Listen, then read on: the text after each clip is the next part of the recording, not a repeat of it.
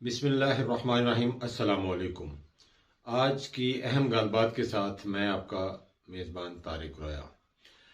आज हम बात करेंगे कि किस तरह पाकिस्तानियों के साथ धोखा होता रहा है और किस तरह लोगों की उम्मीदें छीनी जाती रही हैं, और ये पाकिस्तान के लोगों के खुशहाल ना होने की वजह क्या है, और पाकिस्तानियों के ख्वाब छीनने वाले कौन थे, और क्या कब कब ये पाकिस्तानियों के ख्वाब छीने गए और इनकी उम्मीद को मार दिया गया।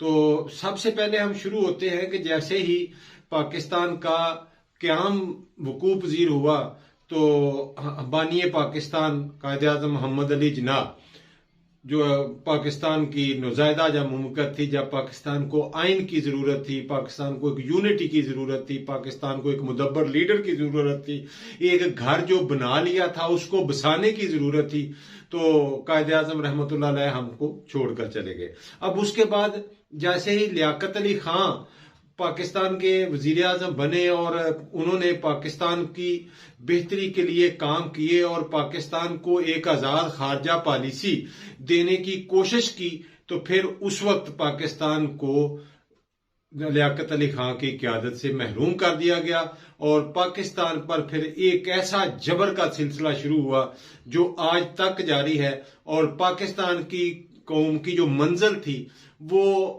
खो दी गई है, और पाकिस्तान का 75 साल का जो पैंडा था वो सारा खोटा हो गया, और आज भी हम वहीं खड़े हैं, बल्कि उससे भी कहीं दूर खड़े हैं जहां हम 1947 में खड़े थे।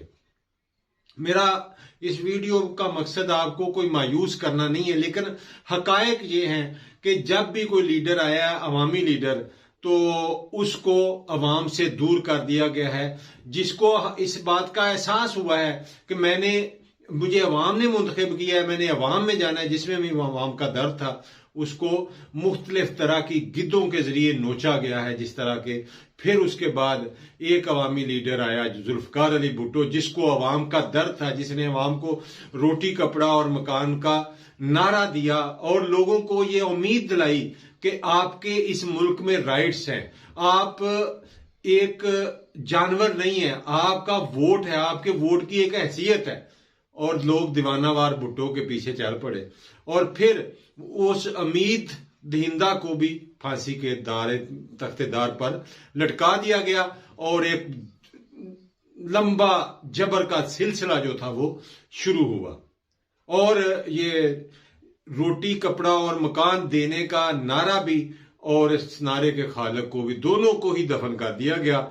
और फिर क्या हुआ कि ये जो उस वक्त जरा देखें कोई उस वक्त के सिनेरियो को और आज के पीडीएम के सिनेरियो को आपने जरूर जेहन में रखना है कि उस वक्त जो कौमी इत्तेहाद था किस तरह वो भुट्टो के खिलाफ हुआ और किन लोगों ने उनको भुट्टो के खिलाफ खड़ा किया और भुट्टो को तख्तेदार तक पहुंचाया। और आज फिर उसी तरह जिस तरह उस वक्त का पीएनए था, उसी तरह आज पीडीएम है।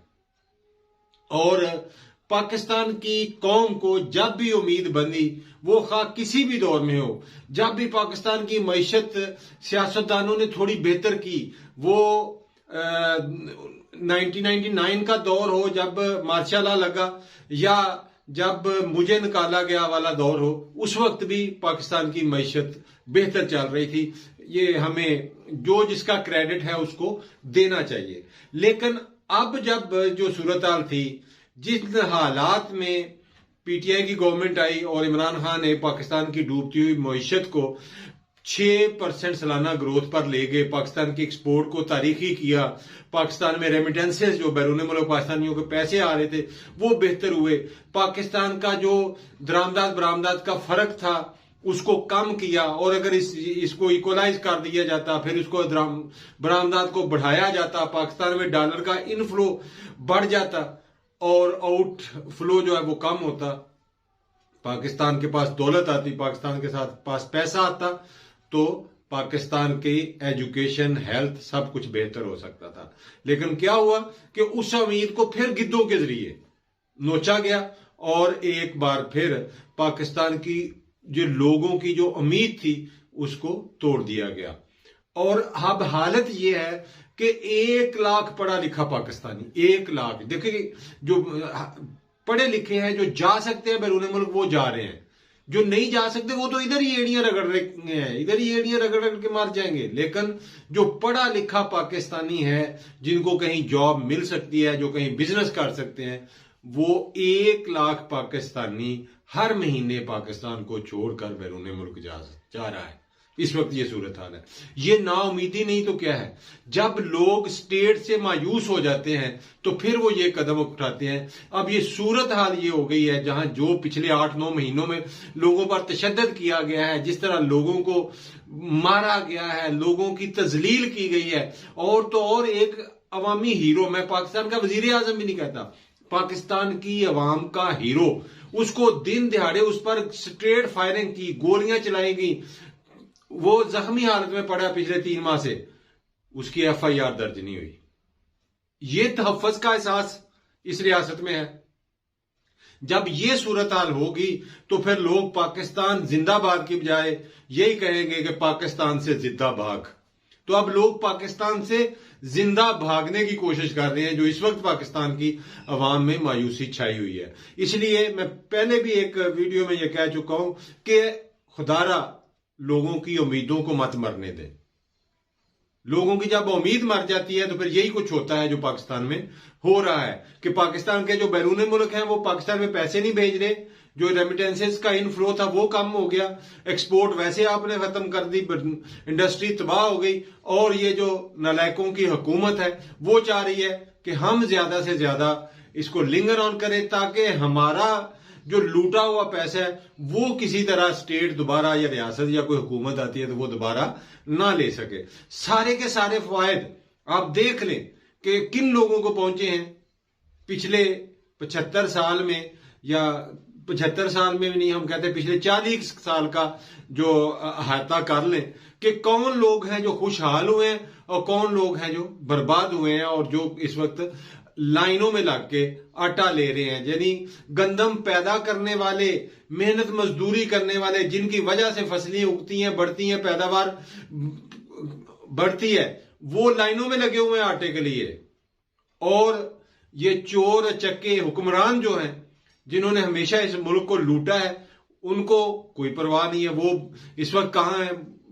जरदारी का देख ले खानदान, नवाज शरीफ का खानदान देखें, या दीगर जो बड़े बड़े ये तो 2 प्रोमिनेंट है ना, और भी मुल्क के जो बड़े बड़े खानदान हैं, जितने भी अपना मखदूम हैं, जो मतलब ये बड़े पॉलिटिकल घराने हैं, जो 22 से 30 खानदान हैं, वो कहां हैं? उनकी जायदादें कहां हैं? उनकी औलादें कहां हैं? वो सब ऐसे इस वक्त ऐशो इशरत के मशगले में याशी कर रहे हैं, और गरीब इस वक्त सारा सारा दिन आटे की लाइन में लगा हुआ है, आटा ले ले। अगर वो आटा लेने जाता है तो मजदूरी नहीं कर सकता, अगर मजदूरी करता है तो उसको आटा नहीं मिलता। ये इस वक्त इस मुल्क का हाल कर दिया है इस अशराफिया ने। और सितम ज़रीफी यह है कि फिर टीवी पर आकर बैठकर कहते हैं कि हम इस मुल्क को सही करेंगे।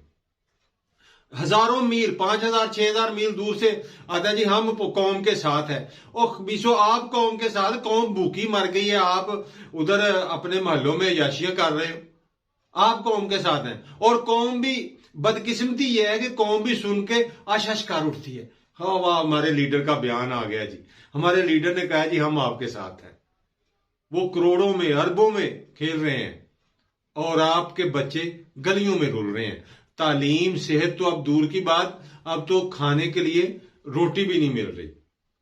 आटा गंदम जो हम खुद पैदा कर रहे थे हमसे दूर हो गई है। सोचो पाकिस्तानी लोगों, ये आपकी उम्मीदों को छीनने वाले लोग, ये आपके बच्चों की रोजी को छीनने वाले लोग, ये आपकी आजादियों को सल्ब करने वाली अशराफिया, ये आपको हेल्थ और एजुकेशन से महरूम रखने वाली अशराफिया, ये जरा सोचे, ये आपके लिए कभी बेहतरी कर सकेगी? तो बिल्कुल इसका जवाब है नहीं। ये आपका भला नहीं कर सकेगी। आपको उम्मीद ढूंढनी होगी, अपने लीडर चुनने होंगे, और वो अपनों से या जो आपके अंदर रहते हैं उनमें से। शुक्रिया इस दुआ के साथ कि आप जहां भी रहें खुश रहें, अपना ख्याल रखना, अपने इस चैनल का भी। अस्सलाम वालेकुम।